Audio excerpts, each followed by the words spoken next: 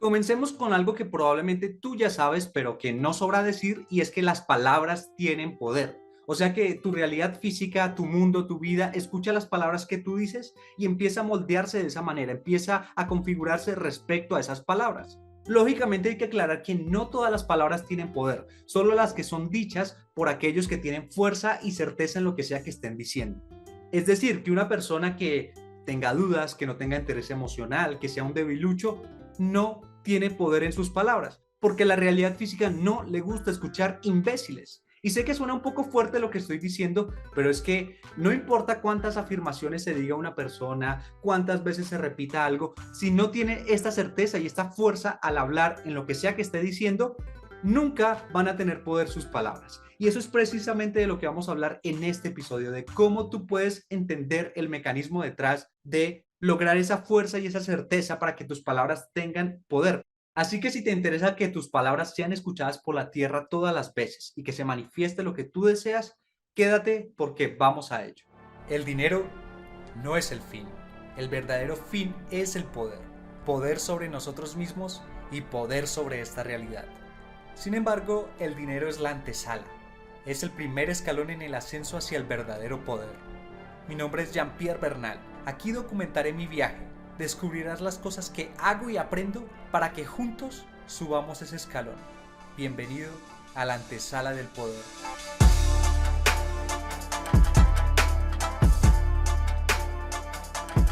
Bueno, poderoso, poderosa, bienvenido, bienvenida a este episodio número 371. Momento en que se publica este episodio es el día miércoles 12 de octubre del año 2022 y tal como lo dijimos al principio vamos a hablar de cómo hacer de que la tierra escuche tus palabras y que tus palabras adquieran poder. Para ello nos vamos a basar en los secretos de la Torah que hay detrás de la porción de la Torah llamada Asin, la cual la puedes encontrar o la puedes leer cuando abras la Torá, si vas al libro de Deuteronomio, capítulo 32, desde el versículo 1 hasta el versículo 52 de ese mismo capítulo. Si la lees en nivel chat, que no es lo que vamos a hablar acá, porque vamos a ir un poco más profundo en los secretos, el nivel chat es cuando la lees literal. Y lo que te puedes encontrar así como un resumen rápido es que la porción dice asinu, que es como paren oreja o presten la oreja, que la traduce normalmente como oigan, pero en realidad lo que está diciendo es que Moshe da como la orden de cielos, tierra, escuchen las palabras que, o escuchen lo que sigue. Y lo que sigue es una canción de 70 líneas dichas por Moshe al pueblo de Israel. Y la razón por la cual llama al cielo y la tierra es para que el cielo y la tierra sean testigos, porque si toma como testigo, según la explicación que aparece en una Torah de Met, por ejemplo, si toman a una persona cualquiera como testigo, como la persona probablemente va a morir en algún punto, pues se acaba ese testigo, pero como el cielo y la tierra están ahí todo el tiempo, pues ese testigo siempre va a estar presente. Y la parashá concluye o termina con la instrucción que Dios le da a Moshe de subir a la cima del monte Nebo, desde donde va a observar a la tierra prometida antes de morir. Es más, en palabras de Dios, según aparece en la Torah, es, tú verás a la tierra frente a ti, pero no entrarás allí, a la tierra que yo doy a los hijos de Israel. Y eso es lo que te puedes encontrar en la porción. ¿Nosotros de qué vamos a hablar? Comencemos para poner contexto con dos versículos. Los vamos a explicar correctamente para que entiendas cómo lograr este mecanismo de fuerza y poder en tus palabras, para que tus palabras manifiesten. Y vamos a empezar con el séptimo versículo, el cual dice, acuérdate de los días de antaño, reflexionen sobre esos días de generación en generación, pregúntale a tu papá y te dirá, o pregúntale a tu abuelo y te explicará. Aquí hace mención de unos días, pero no dice cuántos. Y por regla, cuando la Torá habla de días, pero no menciona la cantidad de días, siempre que dice días, así en plural, se refiere a los días de la creación, a los primeros 7 días. Que esos 7 días hacen referencia a la unión de Seirampin, las emociones, y Malhut, la realidad física, que son 6 emociones, y la Sefirá de Malhut, que es una. Esas 6 emociones son Gesed, Geburah, Tiferet, Netzach, Od y Yesod, que si las traducimos respectivamente sería como amor, severidad, belleza, perseverancia, humildad y conectividad. Estas 6 conectadas con la realidad física dan los 7 días. Pero también en este versículo dice, pregúntale a tu papá, que en hebreo sería Shal Abija Beagetha. Esa palabra Shal es preguntar, pero también tiene que ver con deseo, con caja y con pedir. Es más, Shal es la raíz de la palabra Shaul o del nombre Shaul, del rey Shaul, que también es un arquetipo de los reyes caídos del mundo del caos. Pero lo que nos explica el Baal Shem Tov respecto a esto de Shal Abija Beagetja es que no se trata de preguntarle a tu papá, porque como dijimos, Shal no es solo preguntar, sino también pedir. Se trata de pedir un padre. Por ejemplo, si estás en un sitio donde no tienes papá y eliges a alguien para que sea tu maestro, esa persona tiene la obligación de enseñarte. Y puede que tu papá no esté porque se murió, porque entre comillas te abandonó, o porque simplemente tú estás en una ciudad y tu papá está en otra y en ese momento pues no tienes a tu papá al lado, pero sí tienes a un maestro y lo puedes elegir. Hay una historia detrás de por qué el Baal Shem Tov explica esto, no la voy a decir, pero si hubiese un resumen rápido, sería como que uno de los alumnos de Baal Shem Tov, Rab Susha, él tenía un hijo y ese hijo lo mandaba con distintos maestros, distintos rabinos para que aprendiera de muchas personas. Y en un momento uno de esos maestros a los que lo envió no le quiso responder una pregunta y le dijo que si era que no tenía papá para que le preguntara al papá. Entonces Baal Shem Tov le dijo que la próxima vez que le pasara eso, le dijera esta palabra de Shalavija Beagetja, que estaba pidiendo un padre. Porque de hecho la halajá, que normalmente se le traduce como ley judía, en ese compendio de leyes hay una ley que dice que el huérfano tiene derecho de elegir a su padre. Si una persona queda huérfana, puede elegir el padre que quiere. Y si el huérfano le pide a esa persona que sea su padre y esa persona sigue la halajá, esa persona no puede negarse a ser su padre.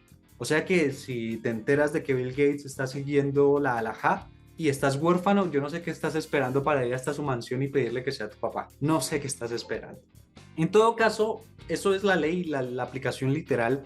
Lo que sí nos dicen los sabios respecto a esto es que uno siempre debe sentirse huérfano.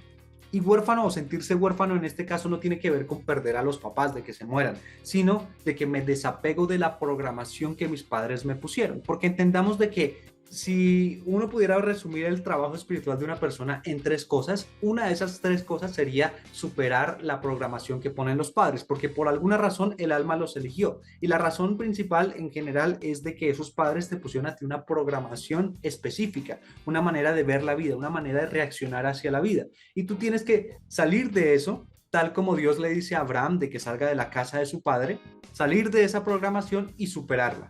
Eso es parte del crecimiento espiritual. Si tú estás escuchando un episodio como este, un podcast como este o temas como estos, seguramente tú eres una persona espiritual, una persona que le interesa el crecimiento espiritual y bueno, vas a entender por qué te tocaron tus papás, vas a entender la razón por la cual tú eres el espiritual de la familia, tienes una gran responsabilidad porque eres el que va a superar eso.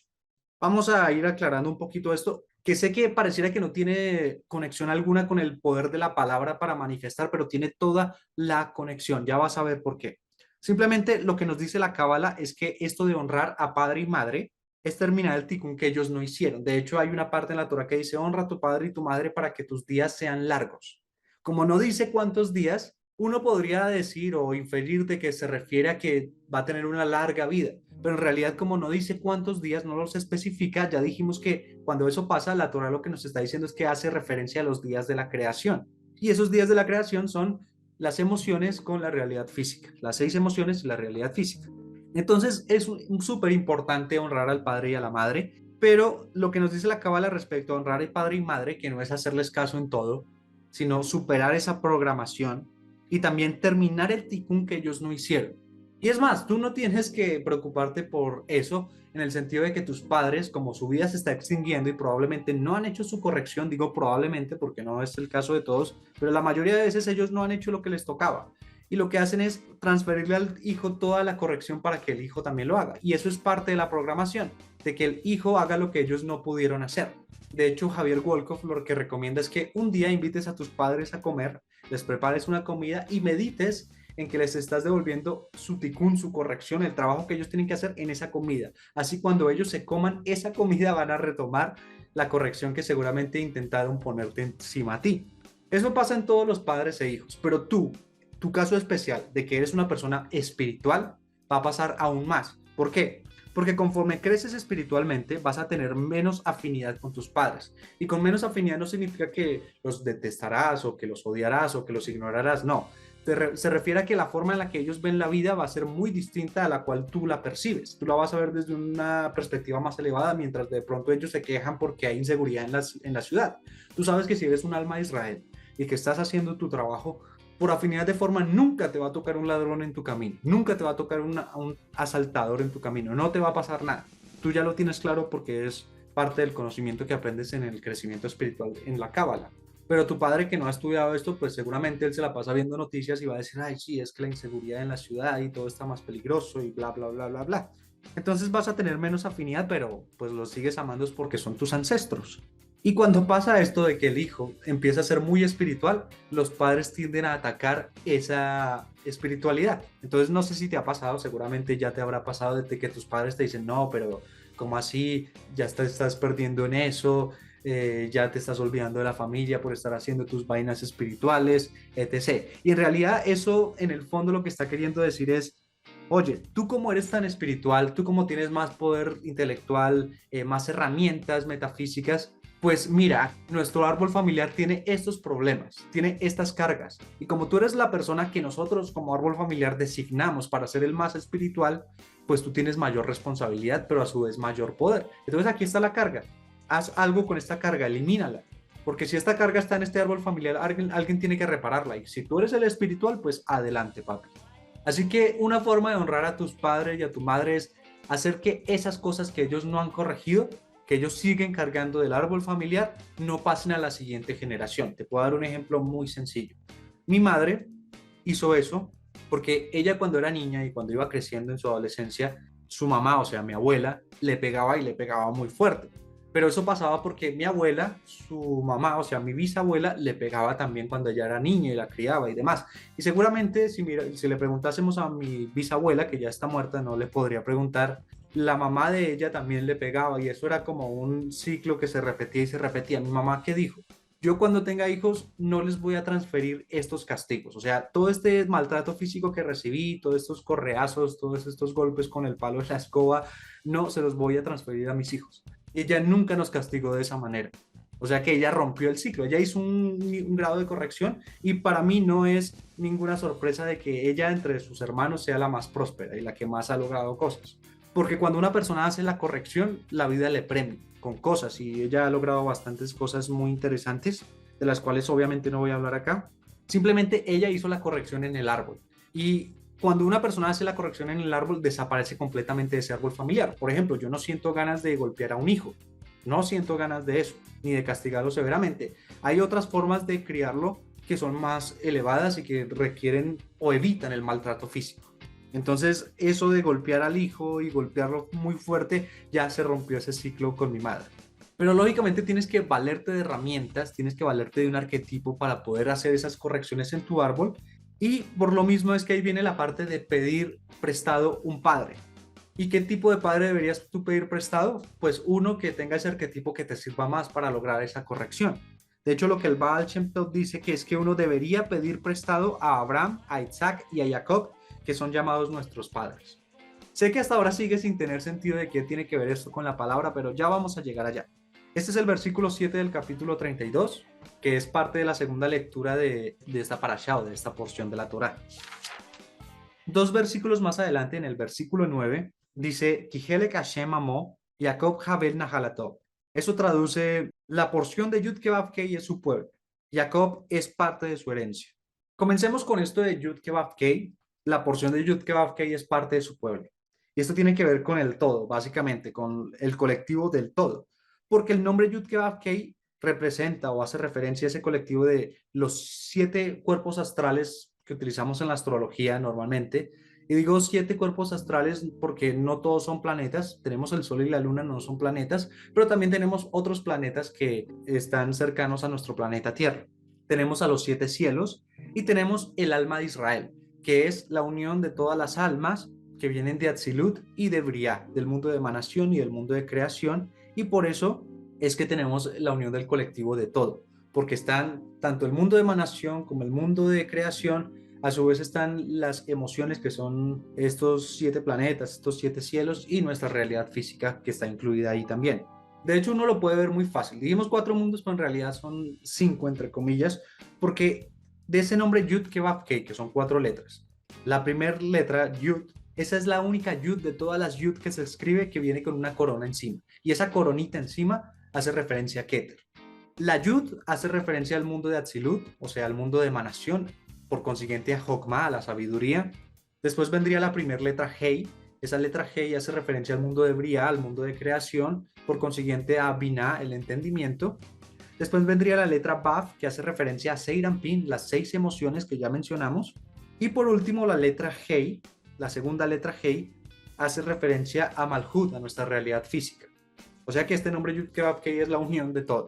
Lo interesante es que a ningún otro pueblo, porque solo fue al pueblo de Israel, a ningún otro pueblo, y ya hemos hablado en otros episodios, pero lo voy a aclarar ya para que no hayan discusiones. Cuando decimos pueblo de Israel no me refiero a los judíos o a ningún colectivo en especial, me refiero a un arquetipo de alma que es la que desea adhesión con el Creador. O sea que si tú estás escuchando un tema como este y te interesa, seguramente tú eres un alma de Israel, porque solo lo que yo hablo le interesa a una persona que sea del pueblo de Israel, a nadie más. Y solo a la gente que tiene este tipo de alma, o bueno, el pueblo de Israel le dijeron que antes de hacer cualquier cosa, tiene que decir una bendición. Y las bendiciones siempre inician con Baruch Atah. La palabra Baruch se escribe con la letra Bet, la letra Reish, la letra Baf y la letra Hav.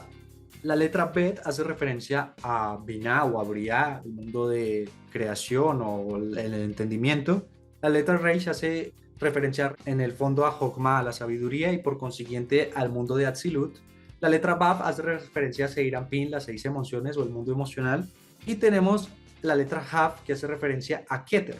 Eso en cuanto a la palabra Baruch. La siguiente palabra es Atah, se escribe Aleph, Tav y Hei.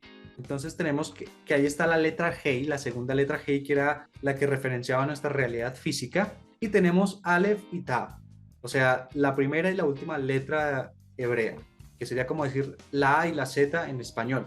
Como son 22 letras, significa que está haciendo referencia a las 22 letras que existen en el alfabeto hebreo, por decirlo así, que hacen referencia a los 22 neutrinos que mantienen al átomo vivo a nivel subatómico. Porque pues cualquier cosa que existe tiene un nombre, y ese nombre es una secuencia de letras. Esa secuencia de letras produce una vibración que mantiene vivo a eso que le está dando nombre. Entonces, por eso hay una relación entre que los 22 neutrinos mantengan vivo al átomo, porque ellos también conforman una secuencia y una vibración que hace que el átomo exista. De la misma forma funcionan las 22 letras hebreas, que forman distintas secuencias de letras entre ellas y que forman esos nombres, y los nombres lo que forman es la existencia de algo. Por eso es que Dios puso a Adán a ponerle nombre a todas las cosas, a los animales y demás. Y en el momento en que Adán le ponía nombre a algo, eso cogía vida para la persona. Antes de que eso tuviese un nombre, no existía para la persona. No es que no existiera en sí, sí existía, pero por lo menos para la vida o la percepción de Adán no existía. Pero bueno, regresando al versículo, que ya explicamos la parte de por qué la porción de Yud-Keh-Vav-Kei es su pueblo, ya explicamos esto, porque hace parte de ese nombre Yud-Keh-Vav-Kei. La segunda parte dice Jacob, Hebel, Nahalatov, que decía como Jacob es parte de la herencia o de su herencia, pero en realidad esa palabra Hebel también quiere decir cuerda. Entonces cuando decimos Jacob, Hebel, lo que quiere decir es que cuando uno quiere pedir prestado un padre, que fue lo que explicamos en el versículo pasado, y obviamente uno quiere pedir ese padre prestado para ser parte del colectivo de Yud-Keh-Vav-Kei, lo que acabamos de explicar, la cuerda de la que uno tiene que tirar, por eso Hebel es cuerda, de la que uno tiene que tirar siempre es Jacob. Y Jacob representa dentro del árbol de la vida a la Sefirá de Tiferet, a la Sefirá de la belleza, que es el centro de la emoción. Por eso el trabajo espiritual siempre es emocional, es de madurar las emociones, es de lograr entereza emocional, porque las emociones son el camino intermedio entre los intelectos y la realidad física. Si una persona no está entera emocionalmente, sus intelectos no van a poder manifestarse en la realidad física. O sea, las ideas que le lleguen nunca va a poder hacer la realidad. Y por consiguiente, una persona que no tenga esta interés emocional, pues no importa cuántas afirmaciones diga, probablemente no va a manifestar en su realidad con sus palabras. O sea, no va a tener poder o fuerza en sus palabras para que se manifieste en la realidad física. Pero ¿a qué vamos con esto también? Y es que el trabajo de la espiritualidad es un trabajo que siempre se trata de generar Tiferet. Dijimos que Tiferet era belleza. O sea que toda cosa que tú hagas en el mundo para hacerlo más bello, ya vamos a explicar qué es más bello, eso es el trabajo espiritual y eso es a lo que tú deberías aspirar, y por eso siempre deberías jalar la cuerda de Jacob como padre para lograrlo, porque Jacob, cuando fue nombrado Israel, se convirtió en el hombre prototipo al que todos deberíamos aspirar, porque era el hombre prototipo corregido. Por otro lado, ya explicando la parte de qué es la belleza en sí, Tiferet, que es la belleza, es una sefirat que no existe por sí misma. Es una sefirá que es el subproducto de la sefirot de Gesed y de Geburah. Gesed es el amor, es el dar, es la misericordia, y tenemos Geburah, que es como su opuesto, por decirlo así, que tiene que ver con el deseo de recibir, tiene que ver con la severidad, con el poner límites. Cuando yo sé hasta qué punto es justo dar, hasta qué punto es justo ser misericordioso y hasta qué punto es justo limitar, y hasta qué punto es justo desear y recibir, en ese punto logro el balance, por decirlo así, el punto central, que es donde se ubica Tiferet, la belleza, y la belleza es el balance perfecto entre dar y recibir, entre ser misericordioso y ser severo, entre pensar en los otros y desear para mí. Ese es el punto justo. Y cada vez que hagas un trabajo espiritual verdadero, o sea, el que logre una interés emocional, vas a tener más y más Tiferet. Ya vamos a ver por qué es importante esto.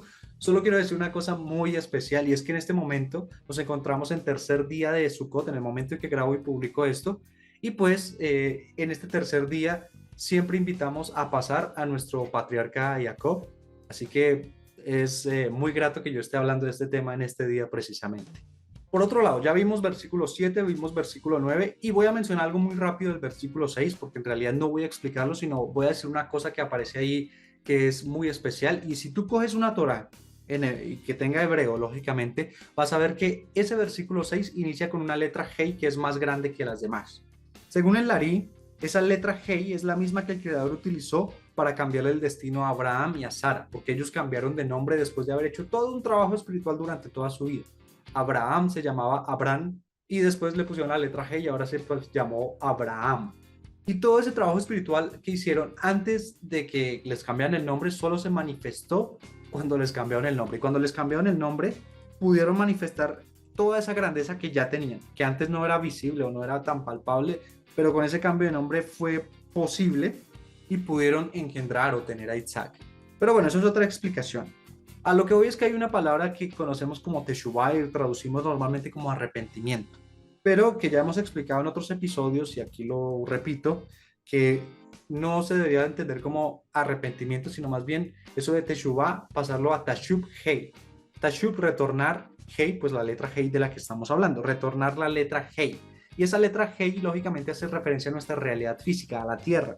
Por lo mismo, cada cosa que hacemos, entendiendo que la tierra hace referencia al mundo de acción, o sea, todas las cosas que hacemos físicamente, cada cosa que seamos fuera del principio de Tiferet, que era el principio de traer más belleza al mundo, cualquier cosa que hacemos fuera de eso, o sea, cualquier cosa que no hacemos por amor puro, o cualquier cosa que dejo de hacer por el otro y solo la hago por mi deseo egoísta, separa a la letra G y a la realidad física, no solo del nombre Yud Kei Vav Kei, ya explicamos todo el colectivo, lo que representaba ese nombre Yud Kei Vav Kei, el nombre más elevado de Dios, sino también que me separa a mí de esa letra Hei, o sea, también me separa a mí de mi realidad física.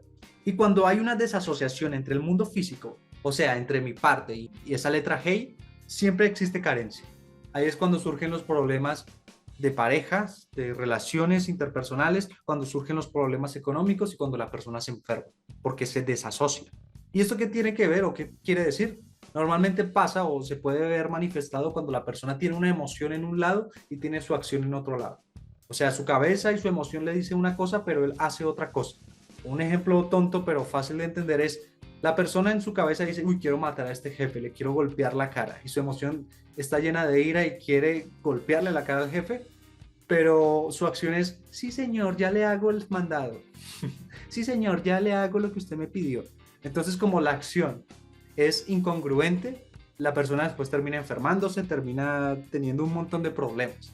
No estoy diciendo que lo que debería hacer es irlo a golpear, aunque eso sería congruente. Ahí sí su emoción y su acción estarían unidas y pues no habría una separación. Sí habrían consecuencias, que de pronto pierda el trabajo, que le pongan una demanda y demás, pero por lo menos no se enfermaría. El hecho es que era simplemente un ejemplo. Si pasase ese caso, lo que le diría a la persona es que más bien revise su intelecto de por qué quiere golpear al jefe, cuál es la razón mental que hay detrás de eso y cambie eso para que, sabiendo de que la emoción es esclava del pensamiento, la emoción cambie también, y sabiendo de que la acción es esclava de la emoción, pues también cambie. De pronto al cambiarlo ya el jefe cambia de forma de ser o adquieras la fuerza para decir a mí me respeta y el jefe empieza a respetarte o pase algo maravilloso, pero solo si logras ese cambio intelectual. El hecho es que el arrepentimiento no debería existir. Lo que debería existir es eso de Tashub Hei, hacer de que nuestra realidad física retorne y se vuelva a unir con nosotros y con el colectivo.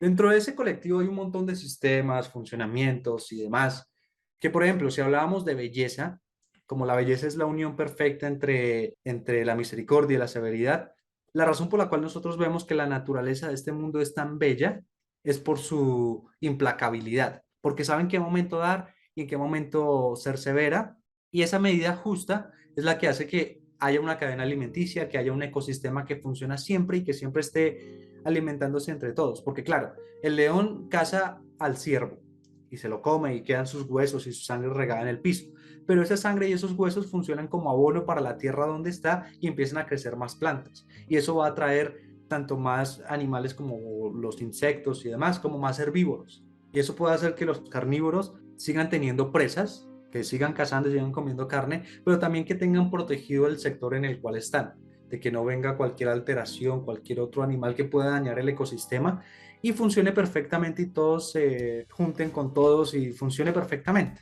Eso es lo que hace bonita la naturaleza, su implacabilidad de que funcione así. Y ese sistema natural, si hubiese un nombre de Dios que lo representara, sería Elohim, porque pues hay 72 nombres de Dios y cada uno tiene un funcionamiento específico, hay un montón de ángeles, cada uno tiene su funcionamiento específico, y todo eso, todos ellos están dentro del cuerpo del ser humano, porque el cuerpo del ser humano en sí es un microcosmos en el cual reside todo. Por eso es que una persona pequeñita puede con una meditación programar la energía de un planeta y de una constelación. O sea, algo que es miles de veces más grande que él, el ser humano lo puede controlar porque dentro de sí están todos estos sistemas. Y si la persona tiene entereza emocional, y si la persona tiene fuerza en sus palabras, en sus acciones, si la persona tiene los intelectos correctos, con su cuerpo, que es donde están todos los sistemas, puede activarlos. Y nada puede dañarlo y puede hacer grandes cambios en el universo, no en la Tierra, no en su realidad, en el universo. Solo por mover un dedo o una mano. Ya hay cambios en el universo. Pero, lógicamente, la persona tiene que haber adquirido ese poder y los poderes no se adquieren o no se pueden ejercer hasta que la persona no se responsabiliza. Por lo mismo, somos, primero, la parte de la materia que existe dentro de este mundo material que ha hecho el esfuerzo máximo por ser consciente de su valor. Y segundo, eso nos convierte en una parte primordial y fundamental de esta creación. Así que toda esa gente que dice, uy, es que este mundo sería mejor sin los seres humanos, bueno, seguramente es una persona que no valora su estado o el ser humano. Pero si entendieran esto, dejarían de quejarse la gente, dejarían de vivir tanto en estado de víctima y entenderían lo valioso y la razón por la cual ellos están aquí metidos. Porque no es que alguien se confabuló en el mundo de las almas y quiso traerlo aquí para que sufrieran. No, hay un propósito especial detrás, sino que si la persona no es consciente de su gran valor, pues va a sufrir, va a vivir en el mundo de lo aleatorio y va a creer que todo es buena suerte o mala suerte, cuando al contrario, él es el que crea su realidad. Así que ahora que tú sabes esto, es un claro indicativo de que tienes un mérito muy grande, que es el mérito de entender por qué estás en este mundo. Puede que no entiendas la respuesta a profundidad correctamente, porque cada quien tiene su propia misión y de pronto tú estás en esa búsqueda, seguramente estás en esa búsqueda y no has entendido todavía bien qué es, pero vas en ese camino. Y parte de que tengas el mérito de estar en ese camino es que sepas esto que acabas de escuchar. Es más, es totalmente estúpido que la gente se vea como víctima en el mundo cuando el hecho de que tú existas, de que tú estés vivo, es un milagro a nivel estadístico. Es como que el hecho de que tú estés aquí es una probabilidad de 1 entre 1 billón. Y tú estás aquí y eres un milagro de la creación y eres una parte fundamental de este universo. Así que dentro de ese poder que tienes, la idea es que puedas hacer que tus palabras las escuche el cielo como testigo, al igual que Moshe, y que la tierra también las escuche, pero no solo las escuche, sino que te obedezca, que le haga caso a lo que sale de tu boca. Y pues normalmente la tierra sí le hace caso a lo que sale de la boca de las personas, solo que las personas son descuidadas y no saben o no tienen conciencia de lo que están diciendo. Pero generalmente se configuran como la persona dice. Entonces siempre es como feo preguntarle a la mayoría de las personas, bueno, ¿y cómo estás hoy? No, pues trabajando porque respirar no es gratis o algo así. Entonces, ese tipo de cosas, ese tipo de percepciones, ese tipo de palabras que hacen que la persona siga trabajando, pero no trabajando en algo que le gusta, sino para sobrevivir. ¿Por qué? Porque es lo que está saliendo de su boca y su realidad se configura de esa manera. De todas formas, ya para cerrar todo esto y para que se entienda mejor por qué esta porción es muy especial, sobre todo para esto que estamos hablando, esta es una de las dos parashot o porciones de toda la Torá que no cumple con el formato de márgenes de escritura como el resto de las porciones de la Torá. Sí, no estoy refiriéndome al libro, sino a el pergamino. Si alguna vez tienen la posibilidad de ver una Torá en pergamino, que es la que sacan de un arca, de lejal, bueno, todo eso, te vas a dar cuenta de esto. Se podría decir, entre comillas, que la porción está separada en dos. Una parte está escrita en forma de T y la segunda parte está escrita en forma de T invertida.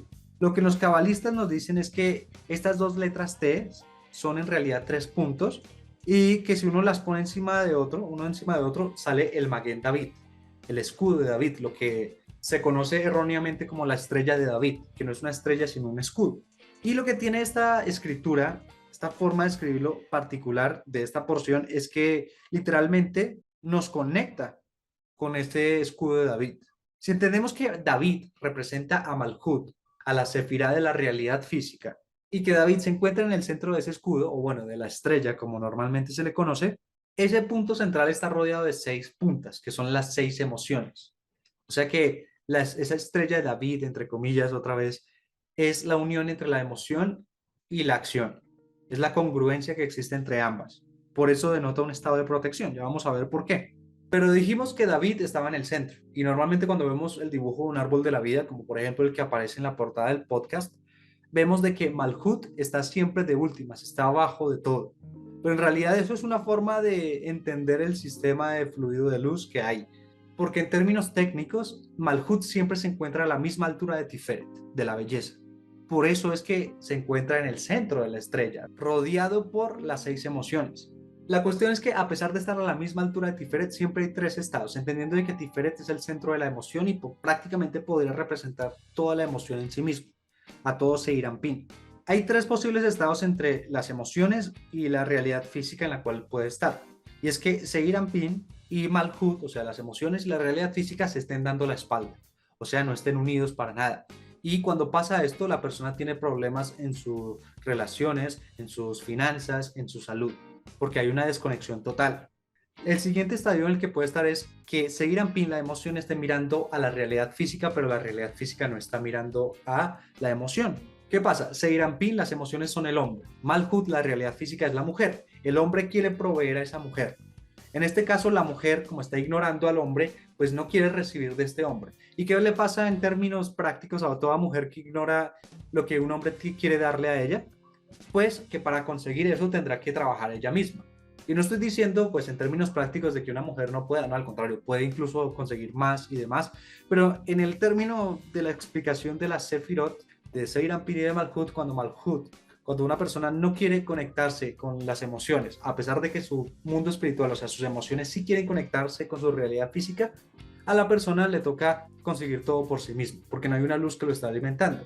Y lo que normalmente le toca a la persona hacer es sacrificar cosas que ya tienen su realidad física para conseguir las nuevas. O sea, sacrificar tiempo con su familia para poder trabajar más y conseguir más dinero, por ejemplo. Ese es el segundo estado. El tercer estado es cuando tanto Seirampin, las emociones, como Malhut, la realidad física, se están mirando.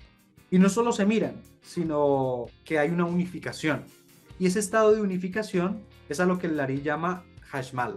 Y cuando hay este estado de Hashmal, esta unificación, todo el árbol, todas las 10 sefirot, son protegidas por un campo eléctrico que se produce por esta unificación. Esa electricidad es la que protege a la persona. Pero esa electricidad solo se logra con esa unificación, y la unificación es que la emoción, obviamente la emoción habiendo tenido congruencia previamente con el pensamiento, lógicamente, cuando esa emoción dictamina lo que hace la acción, o sea, que la acción sea congruente con lo que la persona siente emocionalmente. Y de esa forma podemos activar ese escudo de David para que nos proteja y logramos la entereza suficiente para que nuestras palabras sean escuchadas por la tierra y la tierra se configure y manifieste lo que deseamos y lo que estamos diciendo. Ese era el mensaje de este episodio. Ya para irnos, 3 cosas muy rápidas. La primera cosa es que si consideras que esta información que acabas de escuchar debería llegar a más personas para que tengan mayor unión entre su realidad física y sus mundos superiores, compárteles este episodio. Recomiéndales este podcast. O si no deseas hacerlo, si no deseas compartir ni recomendar, simplemente díselos tú con tus propias palabras. Crea tú tu propio contenido. De esa forma, no solo los vas a beneficiar a ellos, sino que también vas a entender lo que has aprendido acá de forma más profunda. Lo segundo que te quiero decir es que este podcast, La Antesala del Poder, tiene una comunidad de personas que ya están logrando esa protección con el escudo de David, que ya están haciendo que la tierra se moldee dado sus palabras. Si tú eres así o estás en camino de convertirte en alguien así, esta comunidad es para ti. Para ser parte de la comunidad, muy fácil. En la descripción de este episodio que acabas de escuchar hay dos enlaces, uno hacia un grupo de WhatsApp, otro hacia un canal de Telegram. En ambos estamos forjando la comunidad. Te puedes unir a ambos o te puedes unir al que te quede más cómodo. Si por alguna razón no decides hacer parte, es totalmente respetable. Al contrario, espero de que lo que sea que hayas escuchado te haya servido y no me restaría más que decirte la tercera, que es invitarte a escuchar los episodios que ya están publicados. Sin más por agregar, que logres esa congruencia entre tu emoción y tu acción. Te agradezco mucho por haber escuchado este episodio. Bendigo tu camino. Te invito a revisar los episodios que ya están publicados y te invito a compartirlos por si consideras que esto es bastante interesante para que otras personas también se enteren. En la descripción de este episodio vas a encontrar enlaces para la comunidad del podcast, así puedes hacer parte de ella, y también enlaces con los cuales puedes contactarme, ya sea que tengas una propuesta, un negocio o lo que sea. Sin más por decir, gracias poderoso, nos vemos en un próximo episodio.